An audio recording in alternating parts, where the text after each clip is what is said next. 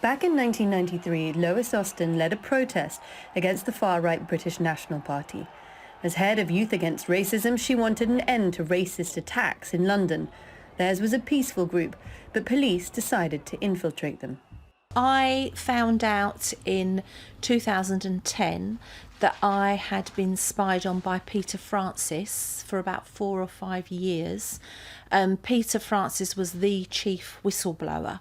So he was an undercover police officer working for the SDS for many years. The SDS, or Special Demonstration Squad, was set up in 1968 when a wave of protests against the Vietnam War caught the police by surprise. Deciding intelligence was needed to control future demonstrators, an elite and highly secret squad within the Metropolitan Police was created. Over more than 4 decades, at least 139 police officers were given fake identities to closely monitor more than 1,000 political groups. Pretty much anybody that proposed any form of challenge to kind of state or corporate interests. Everything from environmental campaigners, opponents of the arms trade, animal rights activists, anti-racist campaigners. To gain access to these groups, some officers started intimate relationships with female members. Then after a few years, when their deployment was over, they disappeared from their lives.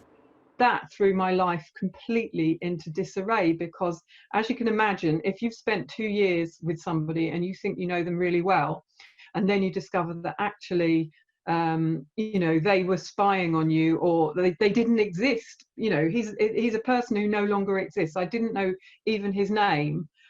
The implications that has for all your other relationships, it destroys your ability to trust.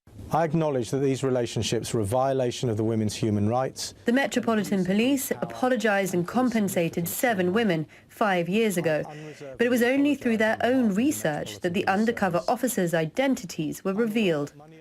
Police are still refusing to release the full list of organisations that were spied on, believed to be more than 1,000, or the cover names of the police officers who infiltrated them.